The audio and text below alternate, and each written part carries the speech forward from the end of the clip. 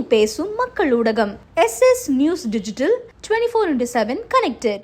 நம்மளுடைய வரலாறுகளையும் வழிகளையும் வந்து சொல்லக்கூடிய படங்கள் நான் திரும்பவும் பண்ணுவேன். சிங்கத்தீவு இங்க இருந்து ஒரு 15 கிலோமீட்டர் தான். அங்க பூர்வக்குடியா இருந்தது தமிழர்கள். சல்லியம் அப்படிங்கிறது வந்து ஒரு ஊசியின் நுனி, ஒரு கூர்மையான ஆயுதத்தை பயன்படுத்தி செய்யக்கூடிய மருத்துவத்துக்கு பேர் வந்து சல்லிய மருத்துவம். இந்த சல்லிய மருத்துவம் எங்க இருந்தது அப்படின்னா ராஜேந்திர சோழனோட படைப்பிரிவுல இருந்த ஒரு முக்கியமான பிரிவு. இப்போ அதே மாதிரி இந்த படம் வந்து based on war and medicine. உயிர் மேல பயம் வரணும்னா உயிரை காப்பாற்றுறவங்களை முதல்ல அழிக்கணும். ஒன்றும் இல்லைடா, ஒரு கமர்ஷியல் படம் என்னவா இருக்கணும் அப்படின்னா ஆடியன்ஸ் கண்ணிலேருந்து தண்ணி வரணும்டா. ஆடியன்ஸ் கண்ணிலேருந்து கண்டிப்பாக தண்ணி வரணும். அந்த ஸ்க்ரீனில் ஏதோ ஒரு விஷயம் உணர்வுபூர்வமாக அவனுக்கு வந்து உள்ளே பாதிச்சிருக்கணும், அவன் அழுகணும். நான் பார்த்த வரைக்கும் தமிழ் இண்டஸ்ட்ரியில் இது வரைக்கும் வந்ததுலேயே பெஸ்ட்டு கமர்ஷியல் சினிமா. எங்களுக்கு முன்னாடி தலையை மட்டும் குனிஞ்சிராதரா. உயிர் வேணும்னு அந்த களத்துக்கு வரல, உயிரை வந்து துச்சமாக மதித்து இன விடுதலைக்காக வந்தவங்க. அப்படி இருந்தாலும் அவங்க என்ன நினைக்கிறாங்க அப்படின்னா இந்த உயிர் இருக்க போய் தானே உன்னால் வர முடியுது திரும்ப. இதுக்கு பின்னாடி என்ன சப்போர்ட் இருக்குன்னு பார்க்குறாங்க. பார்த்தா ஒரு பெரிய யூனிட் வந்து அந்த வார் ஃபீல்ட்லேயே ஒர்க் பண்ணிட்டு இருக்கு. முதல்ல இவங்கள ஃபஸ்ட்டு அந்த இதுலேருந்து அரேஞ்ச் பண்ணணும். ஸோ அப்போ அதுக்கான பிளான் போடுவோம். ஒரு உயிரை காப்பாற்ற எந்த எல்லைக்கும் போகணும். டேரக்டர் ராமனெல்லாம் வந்து என்கிட்ட சொல்கிறது ரொம்ப ஒரு எமோஷ்னலான ஒரு கண்டென்ட்டாக இருக்குது. இது வந்து பக்காவா தியேட்டரில் ஒர்க் அவுட் ஆகும். நான்மகால மயந்தம் தான் எல்லாம் சொல்லுவாங்க. அதுக்கப்புறம் வந்து எனக்கு ரொம்ப ஆத்மார்த்தமாக ஒர்க் பண்ண படம்னா சல்லியம் தான்.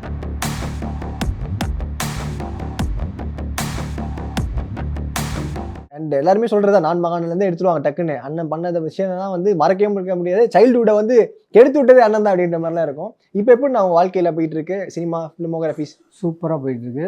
படங்கள் பண்ணிக்கிட்டு தான் இருக்கேன். பட் ஆனால் இது போல் படங்கள் வந்து ஐயா நினைக்கணும் அடுத்தடுத்த படங்கள். ஏன்னா இருபது டேரக்டர்கிட்ட பண்ணும் போது தான் நம்மளோட தனித்திறமையை காட்ட முடியுது. நான் நினைக்க மாட்டேன் இதுக்கப்புறம்.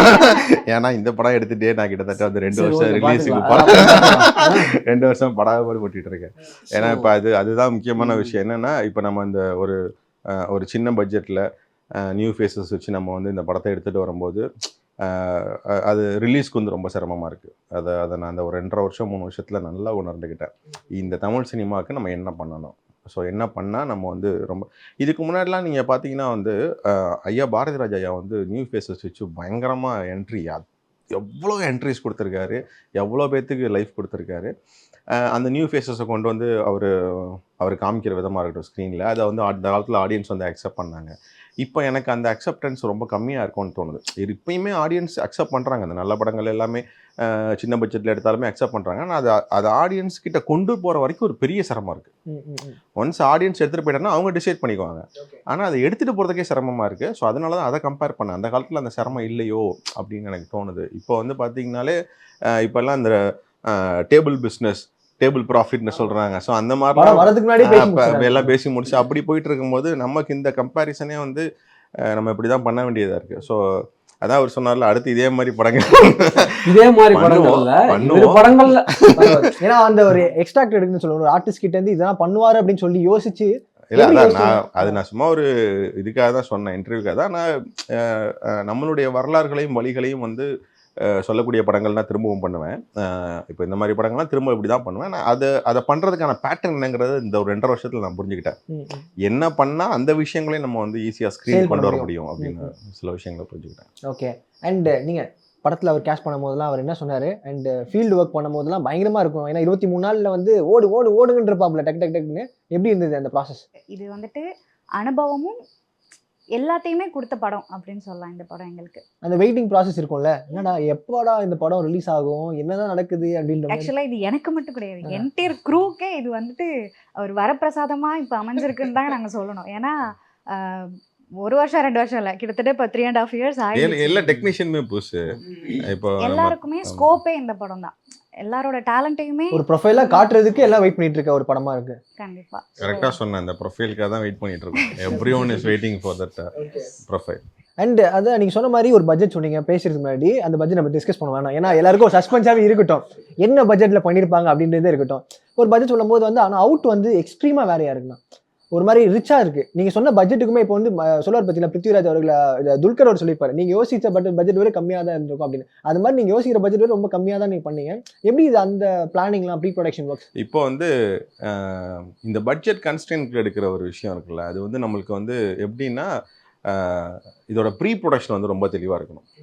ஸோ வந்து உங்களுக்கு ஸ்பாட்டில் எங்கே டைமிங் மிஸ் ஆகும் அப்படின்னு பார்த்தீங்க அப்படின்னா, நம்மளுக்கு வந்து இந்த ஆர்ட் டிபார்ட்மெண்ட் ப்ளஸ் வந்து ஆர்டிஸ்டோட அந்த டேக் வாங்குகிற டைமிங், இங்கே தான் நம்மளுக்கு வந்து ஸ்பாட்டில் வந்து இன்க்ரீஸ் ஆகும், அந்த பட்ஜெட் வந்து இன்க்ரீஸ் ஆகும். ஏன்னா இப்போ மற்ற விஷயங்கள் எல்லாமே சினிமாட்டோகிராஃபர் கேமராலாம் எடுத்து வச்சுருவாரு, நாங்கள் ஸ்கிரிப்ட் டைலாக் பேப்பர் எல்லாம் ரெடியாக இருப்போம், எல்லாமே ரெடி பண்ணிடலாம். இந்த ஆர்ட் விஷயங்கள் ஒர்க் பண்ணுறது கொஞ்சம் டைம் எடுக்கும். ஸோ அந்த டைம் ப்ராசஸும் இவங்க வந்து அந்த பர்டிகுலர் சீனுக்கு எப்படி எடுக்கிறாங்க, நான் எத்தனை டேக் வாங்குறேன், அவங்க வாங்குறாங்கன்றதை பொறுத்து தான் இந்த இது இன்க்ரீஸ் ஆகும்.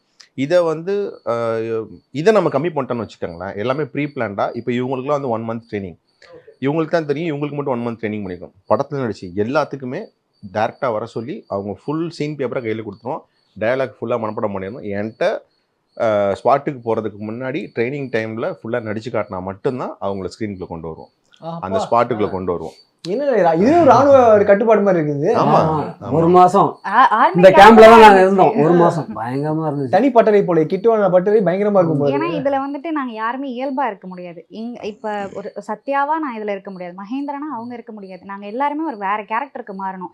அது எங்களுக்கு எக்ஸ்பீரியன்ஸே இல்லாத ஒரு ஜானர் அப்படிங்கும் போது எங்க எல்லாரையுமே எல்லாமே தெரிஞ்ச இந்த விஷயங்களை பத்தி தெரிஞ்ச ஒருத்தவங்க ட்ரெயின் பண்ணும்போது அந்த கிளாரிட்டி தான் ஒரு நல்ல அவுட்டு கொடுக்கும் அப்படின்னு தான் பார்த்தேன். ஆக்சுவலாக எங்களுக்கு ஆக்டிங் ட்ரைனிங் கொடுத்ததுனால தான் எங்களால் அந்த அட்மாஸ்பியரில் கொஞ்சம் ஈஸியாக எங்களால் எங்கள் ஒர்க் பண்ண முடிஞ்சுச்சு. ஏன்னா அந்த அட்மாஸ்பியர் ரொம்ப சேலஞ்சிங்காக இருந்தது.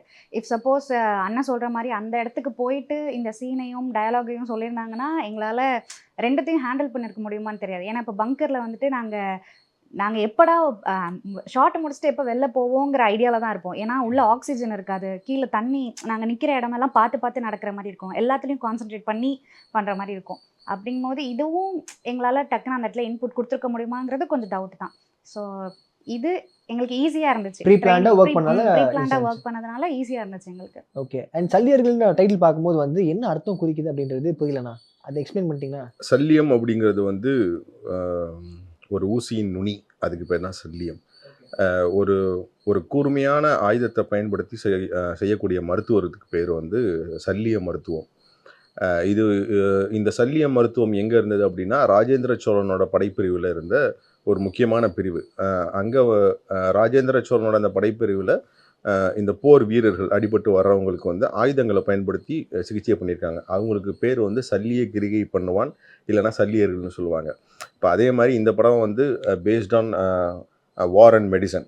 ஸோ அப்படிங்கிறபோது இதுக்கு இந்த டைட்டில் வச்சா கரெக்டாக இருக்கும் அப்படின்னு சொல்லி பிளான் பண்ணி தான் இந்த சல்லியர்கள்னு வச்சது. இது ஒரு ஹிஸ்டாரிக்கல் நேம். ஓகே. அதுக்கும் பயங்கர ரிசர்ச் ஒர்க் பண்ணியிருக்கீங்க. இந்த ஒரு வார்த்தைக்கும் பல அர்த்தங்கள் இருக்குது. அண்ட் இந்த மாதிரி இன்டென்ஷனான ஒரு விஷயத்தை நம்ம தொடரும் அப்படின்னும் போது சென்சாரில் பயங்கரமாக வந்து நம்மளை வெட்ட பார்ப்பாங்க, டக் டக் டக். இல்லை, இப்போ இது வந்து நம்ம இந்தியன் ஃபிலிம் போர்டுக்கு நம்மளுக்கு என்ன வேணுமோ அதுக்கு தகுந்த மாதிரி தான் படமே எடுத்தோம். ஓகே. நாங்கள் ஸ்கிரிப்ட் எழுதும் போது இதெல்லாம் பண்ணால் அலோவ் பண்ண மாட்டாங்க, இதெல்லாம் பண்ணால் அலோவ் பண்ணுவாங்க. நீங்களே கட் பண்ணிட்டீங்க. ஆமாம். ஸோ அதெல்லாம் பண்ணும்போது சென்சார் போர்டு எங்களுக்கு பெரிய ஒரு விஷயமா இல்லை. ஏன்னா இப்போ அவங்க என்னெல்லாம் கேட்பாங்கன்றது முன்னாடி நமக்கு தெரியும். இப்போ இந்த இந்திய சினிமாவுக்குள்ள இந்த மாதிரி கதைகள் எடுத்துகிட்டு வரும்போது என்ன நடக்கும்ன்றது தெரியும். அதே மாதிரி அவங்க பெரிய சப்போர்ட்டிவாக தான் இருந்தாங்க, அதில் எனக்கு எந்த பிரச்சனையும் இல்லை. வெற்றிமாறன் அவர்களுமே வந்து சொல்லியிருப்பாப்புல, சவாலான ஒரு விஷயத்த வந்து பண்ணியிருக்காங்க, க்ரூவுக்குமே வந்து பெரிய விஷயம், டீசர் ட்ரெய்லர் பார்க்கும்போது நடிச்சவங்க எல்லாம் பிரமாதமாக பண்ணியிருக்காங்க அப்படின்னு பெரிய பெரிய ஜாம்பவானுங்களாக வாழ்த்துறாங்க. இப்போ நீங்கள் உங்களுடைய படைப்புகளை பார்க்கும்போது கூட காசு பண்ணணும், கமர்ஷியலாக கூட நீங்கள் பண்ணணும் இல்லை, சினிமாவை நான் வந்து நேசிக்கிறதுனால நான் இந்த மாதிரி படைப்புகளை காட்டுறன்ற மாதிரி ஒரு இது இருக்குது. ஷிஃப்ட் எடுப்பீங்களாண்ணா கமர்ஷியலுக்கு? இல்லை இப்போ இந்த கமர்ஷியலுங்கிற வார்த்தைக்கு வந்து எனக்கு வந்து நான் வந்து கருணாசன் கூட ட்ராவல் பண்ணும்போது நிறையா விஷயங்கள் இப்போ நிறைய பேசுவார். சினிமா என்ன, சினிமா அப்படிலாம் ஒரு நாள் பேசிகிட்டு இருக்கும்போது அவர்கிட்ட கேட்டார், டேய் உனக்கு இந்த கமர்ஷியல் படம்னா என்னடா அப்படின்னு கேட்டார். எனக்கு சரி என்னத்த சொல்கிறதுன்னு தெரியல, நமக்கு தெரிஞ்ச வரைக்கும் கமர்ஷியல் மூவிஸ்னால் இது ஏதாவது ஒன்று சொல்கிறது ட்ரை பண்ணால் யோசிச்சா இருக்கும்போது அவரே பிடிச்சிட்டாரு. ஒன்றும் இல்லைடா, ஒரு கமர்ஷியல் படம் என்னவா இருக்கணும் அப்படின்னா, ஆடியன்ஸ் கண்ணிலேருந்து தண்ணி வரணும்டா. ஆடியன்ஸ் கண்ணிலேருந்து கண்டிப்பாக தண்ணி வரணும். அந்த ஸ்க்ரீனில் ஏதோ ஒரு விஷயம் உணர்வுபூர்வமாக அவனுக்கு வந்து உள்ளே பாதிச்சிருக்கணும், அவன் அழுகணும். நான் பார்த்த வரைக்கும் தமிழ் இண்டஸ்ட்ரியில் இது வரைக்கும் வந்ததுலேயே பெஸ்ட்டு கமர்ஷியல் சினிமா பாசமலர் அப்படின்னாரு. அதான்டா கமர்ஷியல் சினிமா, அதான்டா எல்லா ஆடியன்ஸும் பார்ப்பான். நீங்கள் வந்து அந்த படத்தை இன்னைக்கு வரைக்கும் எல்லா ஆடியன்ஸாலையும் பார்க்க முடியும்டா, அதுதான்டா கமர்ஷியல் சினிமா. பட் நம்ம தப்பாக புரிஞ்சிட்டு இருக்கானுங்க அப்படின்னு அவர் எனக்கு சொன்னார் அன்னைக்கு. ஸோ அப்படி சொல்லும் போது அதான் சொன்னார். இப்போ அதை சொல்லிட்டு இந்த படத்துக்கு வந்து ஃபஸ்ட்டு உயிர் மெயின் பேர் வச்சுருந்தோம். ஆமாம், இந்த படத்துக்கு வந்து உயிர் மெயின் பேர் வச்சுருந்தோம். அப்போயுமே அவர் ஃபஸ்ட்டு இந்த ரைட்டாக இருக்கும்போது அதான் சொன்னார், டே ஸ்கிரிப்ட்லேயும் சீன்லேயும் உயிர் நான்டா மெய்யாலுமே கண்ணில் கண்ணீர் வரும் அப்படின்னு ஃபஸ்ட்டு சொன்னார். சும்மா உயிர்மைன்னு வச்சுட்டா மட்டும் பத்தாது, அந்த ஸ்கிரிப்ட்லேயும் அதுலேயும் வந்து அதுக்கான கண்டென்ட் இந்த படத்தில் இருக்குது, நீ அந்த விஷயத்த மட்டும் தெளிவாக கொண்டு வந்துரு, அந்த உயிர்மைங்கிற இதை மட்டும் வெளில கொண்டு வந்துரு. அப்புறம் பார்த்தோம் இது ஒரு மாதிரி இந்த உயிர்மைங்கிற டைட்டில் வந்து எப்போதுமே எல்லாருமே பயன்படுத்துறது கொஞ்சம் வித்தியாசமாக வைக்கலான்றதுக்காக தான் சல்லியர்கள் அடுத்து மூவ் பண்ணேன். ஓகே. அண்ட் இவங்களெல்லாம் எப்படி நான் கோஆப்ரேட் பண்ணாங்க உங்களுக்கு? அவங்கள பற்றி ஏதாவது சொல்லணும்னா சொல்லிடுங்க. இன்னொரு விஷயம், புருவம் எனக்கு நார்மலாகவே புருவம் வந்து தூக்கும். இல்லை புருவம் தூக்கும். இந்த படத்தில் புருவமே நடிக்கலை, அப்படியே நிற்கிது. இவர் நீங்கள் மற்ற படங்களில் பார்த்தீங்கன்னா ஒரு டயலாக் பேசும்போது கூட இப்படி புருவத்தை தூக்கி தான் பேசுவார். நீங்க வேணா பாருங்க இவரோட படங்கள் இன்டர்வியூல பேசும்போது கூட புருவத்துக்கு இந்த படத்தில் எங்கேயுமே புருவத்தை தூக்கிக்க மாட்டார். ஒரு ஃபஸ்ட்டு டயலாக் பேப்பரை கொடுத்து கெட்டப் எனக்கு ஓகே ஆயிடுச்சு, இவர்கிட்ட இருக்க அந்த பாடி லாங்குவேஜை வாங்குறதுக்குள்ளேயும் அதாவது அங்கே ஸ்பாட்டில் இல்லை ட்ரைனிங்கில். ஸோ அப்புறம் இவர் இந்த இதெல்லாம் போட்டு பேண்டெல்லாம் போட்டு தலையில் அதை நீங்கள் தூக்காமல் டயலாக் பேசுங்க, நீங்கள் பூரத்தை தூக்கி டயலாக் பேசி பழகிட்டீங்க, அப்படி தூக்காதீங்கன்னு சொல்லி. ஆக்சுவலி அப்படியே வீட்டுக்கு போவேன், ஆமா என்ன என்னங்க அந்த சேஞ்ச் தெரியும்ல ஃபேஸ்ல. நான் ஆக்சுவலி வந்து அந்த 1 மந்த் ட்ரைனிங்ல இது எங்க வெளில நார்மலாவே இது தூக்கவே கூடாதுன்னு கான்சியஸ் ஆயிட்டேன். அதுக்கப்புறம் நான் தூக்கினாலும் வராம போயிடுச்சு. அந்த டைம்ல அந்த படம் இருக்கிறப்பெல்லாம் ஃபிக்ஸ் ஆயிடுச்சு. அண்ட் இன்னொன்று டைலாக்லும் ரொம்ப இன்டென்ஸாக இருக்கும். இந்த மாதிரி உயிர் மேலே பயம் இருக்குன்னா உயிர் காப்பாற்றுறவங்களை அழிக்கணும் அப்படின்ற மாதிரி ஒரு டைலாக் இருக்கும். அது உள்ள பல அர்த்தங்கள் இருக்கு போலயே ஐயா. ஆமாம், உயிர் மேலே பயம் வரணும் அப்படின்னா முதல்ல உயிரை காப்பாற்றுறவங்களை அழிக்கணும். ஏன்னா அதுக்கப்புறமேல திரும்ப அந்த மிலிட்டன்ட் வந்துகிட்டே இருப்பான், எப்படி அவன் வர்றான், இவங்கெல்லாம் காப்பாற்ற போய் தான் திரும்ப வர்றாங்க, அந்த ஒரு நம்பிக்கையோட தான் ஓடுறாங்க. அதை தாண்டி அவங்களுக்குள்ள ஒரு விடுதலை உணர்வு இருக்குது, இந்த நம்பிக்கை மட்டும். ஏன்னா அவங்க வந்து உயிர் வேணும்னு அந்த களத்துக்கு வரல, உயிரை வந்து துச்சமாக மதித்து இன விடுதலைக்காக வந்தவங்க. அப்படி இருந்தாலும் அவங்க என்ன நினைக்கிறாங்க அப்படின்னா இந்த உயிர் இருக்க போய் தானே உன்னால் வர முடியுது திரும்ப, அதனால இதுக்கு பின்னாடி என்ன சப்போர்ட் இருக்குன்னு பார்க்குறாங்க. பார்த்தா ஒரு பெரிய யூனிட் வந்து அந்த வார் ஃபீல்ட்லேயே ஒர்க் பண்ணிட்டு இருக்காங்க. முதல்ல இவங்கள ஃபர்ஸ்ட் அந்த இதுலேருந்து எரேஸ் பண்ணணும். ஸோ அப்போ அதுக்கான பிளான் போடுவாங்க. ஓகே. ஈழ மக்கள் அவங்களோட பற்றியான ஒரு கதையாக இருக்குது. ப்ளஸ் தமிழ் புலிகளை பற்றியும் நீங்கள் உள்ள இன்கார்பரேட் பண்ணியிருக்கீங்களா? உள்ள இல்லை, அப்படி நம்ம சொல்ல முடியாது, பிளான் பண்ண முடியாது. ஆமாம், அப்படி நம்ம சொல்ல முடியாது. இது வந்து சமகாலத்தில் நடந்த ஒரு கள மருத்துவம் பற்றின ஒரு முக்கியமான கதை. பொதுவாக அவங்களும் சொல்ல முடியாதுன்றீங்க? இல்லை, அதுதான் நம்ம சொல்கிறோம்ல. இப்போ நம்ம வந்து இந்திய திரைப்பட சான்றிதழுக்கு எப்படி வேணுமோ அந்த மாதிரி சொல்லியிருக்கோம். சிறப்புண்ணா, பயங்கரமாக விளையாடுறீங்களேண்ணா. அதாவது கடவுள் நம்பிக்கை இருக்கான்னு கேட்கும்போது கடைசி என்ன சொன்னீங்க? தலைவர் நம்பர். என் தலைவர்னா தமிழினத்தின் ஒப்பற்ற தலைவர் எங்களுக்கு. அண்ட் பொதுவாக இந்த மாதிரி படங்கள் தாண்டி நம்மளுக்கு ஒரு பர்சனல் இன்ட்ரெஸ்ட் இருக்கும். ஓகே, நான் படம் பண்ணிட்டேன், பட் அதை தாண்டி நான் வந்து சினிமாக்காக ஒரு விஷயம் பண்ணுவேன் அப்படின்ற மாதிரி வேறு ஏதாவது பிளான் இருக்கா? அடுத்த ஒரு படத்தில் வந்து இவங்களை கேஷ் பண்ணணும் அவங்களை கேஷ் பண்ணணும் அப்படின்ற மாதிரி ஒரு ஃபெமிலியரான ஒரு கேரக்டர் இருக்குன்றதுக்காக அவங்களுக்காக நம்ம போய் ஒரு ஸ்டோரி எழுதுறோம்னா அது வந்து இந்த தொழிலுக்கு செய்யக்கூடிய மிகப்பெரிய துரோகம். நான் வந்து இவருக்கு படம் பண்ணுறேன், அவருக்கு படம் பண்ணுறேன், ஸோ அவருக்காகவேன்னு ஒரு ஸ்டோரி எழுதுறதெல்லாம் அது ரொம்ப தவறாக இருக்கும். அது உங்களை ஸ்கிரிப்டில் பாதிச்சிடும். நீங்கள் ஒரு ஸ்கிரிப்டை உங்களோட ஐடியாலஜிக்கு என்னுடைய கேரக்டர் இந்த சமூகத்தில் இந்த ஸ்டோரி மூலியமாக இதை ஏதோ ஒன்று சொல்ல போகுது, இல்லை அவங்கள என்டர்டைன்மெண்ட் பண்ண போகுது, இல்லை அவங்கள வந்து பயங்கரமாக சண்டை போட சம்திங் ஏதோ ஒன்று பண்ண போது அந்த கேரக்டருக்கு நீங்கள் ஸ்டோரி எழுதிட்டீங்க, அதுக்கு தகுந்த மாதிரி தான் நீங்கள் வந்து கேஸ்டிங் பண்ணணும். ஓகே, ஸ்டோரி டிமாண்ட் பண்ணணும். ஆமாம், அவ்வளோதான். நீங்கள் அங்கே போயிட்டு அதை டிசைட் பண்ணிட்டு வர்றது தப்பு. ஓகே. அண்ட் படம் வந்து கண்டிப்பாக படம் முடிஞ்சக்கப்புறம் போட்டு காமிச்சிருப்பீங்க நிறைய பேர்கிட்ட. ஸோ யார் வந்து சொன்ன ஒரு காம்ப்ளிமெண்ட் மறக்க முடியாது காம்ப்ளிமெண்ட்? நிறைய பேர் சொன்னாங்க, அண்ணன் டேரக்டர் ராமன் படம் பார்த்துட்டாங்க, சூப்பர், எல்லாருமே படம் பார்த்துட்டாங்க. டேரக்டர் ராமன் எல்லாம் வந்து என்கிட்ட சொல்கிறது ரொம்ப ஒரு எமோஷ்னலான ஒரு கண்டென்ட்டாக இருக்குது, இது வந்து பக்காவாக தியேட்டரில் ஒர்க் அவுட் ஆகும் அப்படின்னாரு. ஸோ அதெல்லாம் கேட்கும்போது பயங்கர ஹாப்பி. ப்ளஸ் வந்து நிறைய அரசியல் தலைவர்கள் எல்லாமே பார்த்துட்டாங்க, தமிழ் அன்சாரி அண்ணன், அப்புறம் வேல்முருகன் அண்ணன், அப்புறம் திருமுருகன் காந்தி அவர்கள் நிறைய பேர் எல்லாமே படம் பார்த்துட்டாங்க. அவங்களோட இந்த பைட்ஸ், அவங்க சொன்ன வாழ்த்து செய்திகள், அவங்க இந்த படத்தை பற்றி பேசினது எல்லாமே இப்போ இந்த டிசம்பர் 12க்குள்ளே எல்லாமே ரிலீஸ் ஆகும். சிறப்புண்ணா. அண்ட் உங்களுக்கு படத்தோடைய அனுபவங்கள் எப்படி இருந்துச்சு? அனுபவம் வந்து என்ன சொல்கிறது, இது புதுமையான அனுபவம் தான் எனக்கு. 20 இயர்ஸாக இருக்கேன் சினிமாவில். பட் எனக்கு வந்து இந்த ஜானர், இந்த களம் புதுசு, எல்லாமே புதுசு. இந்த படம் வந்து எனக்கு வந்து 12th முடிச்சு ஃபர்ஸ்ட் எல்கேஜி ஜாயின் பண்ணுற போல தான் இருந்துச்சு. மறுபடியும் முதல்ல ஆரம்பிக்கிற மாதிரி. ஏன்னா அதனால தான் சேவ் பண்ணி விட்டோம். ஒரு எனக்கு வந்து ஒரு லைஃப்பில் வந்து நான்மகானல் அப்படிங்கிற நான்மகான மயந்தம் தான் எல்லாம் சொல்லுவாங்க. அதுக்கப்புறம் வந்து எனக்கு ரொம்ப ஆத்மார்த்தமாக ஒர்க் பண்ண படம்னா சல்லியர்கள் தான். கன்வெர்ட் ஆகும்னு நினைக்கிறேன். சல்லியர்கள் மகேந்திரன் மாறும். கண்டிப்பா. சந்தோஷம். தெரிஞ்சா மாறும். தெரிஞ்சா நான் போய் தெருவா சொல்லுவேன்.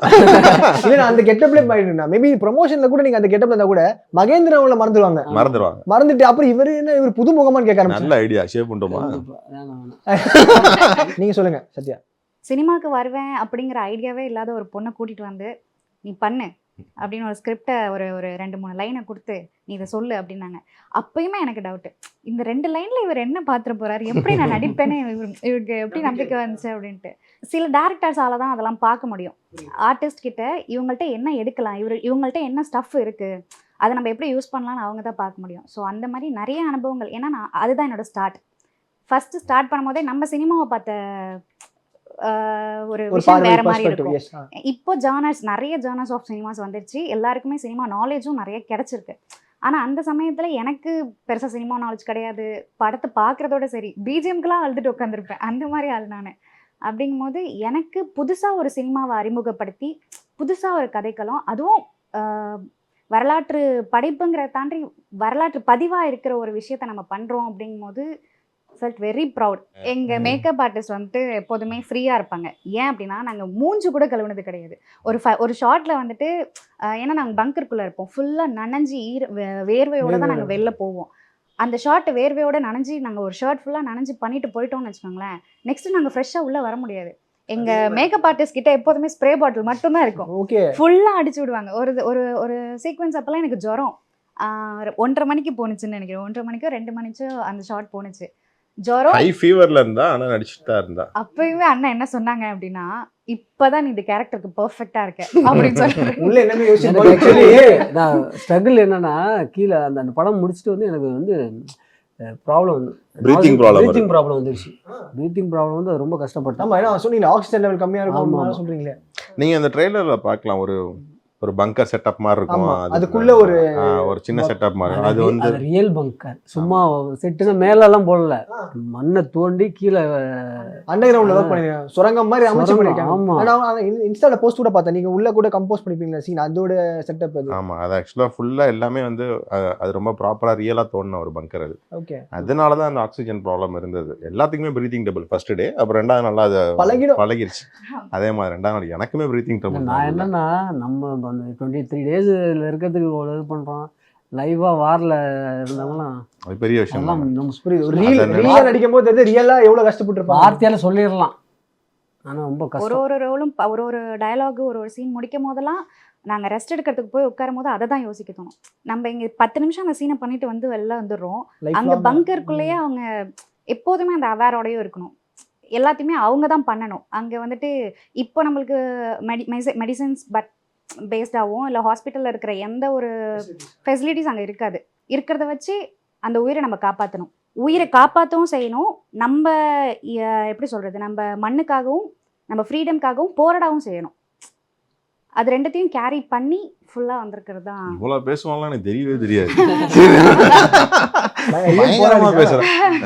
நிறைய விஷயங்கள் இருக்கு போல. இனிமேல் ஒரு ஸ்லாட் இன்டர்வியூல நிறைய விஷயங்கள் பேசுறாங்க. அவங்க உள்ள பிஸ்கெட் எடுத்து போகும்போது நினைச்சேன், ஓகே ஏதோ ப்ரிப்பேர் பண்ண போறாங்க போல இருக்கே அப்படின்னு. தண்ணி குடிச்சது எவ்வளவு வருதா பாரு. சிறப்பு. மாவீரர்களோட அந்த மாதத்துல வரக்கூடிய படம்.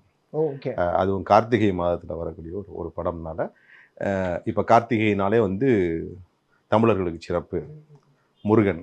அதனால எங்க முருகன் எங்க வேந்தன் வழி நடத்தின அந்த இயக்கத்தினுடைய படம் இந்த கார்த்திகை மாதத்துல வர்றதை நினைச்சு நாங்க பெருமைப்படுறோம். இதை இப்படிதான் சொல்லணும். சிறப்பு. 12ஆம் தேதி வந்து நாங்க ரொம்ப ஈகரா வெயிட் பண்ணிட்டு இருக்கோம்.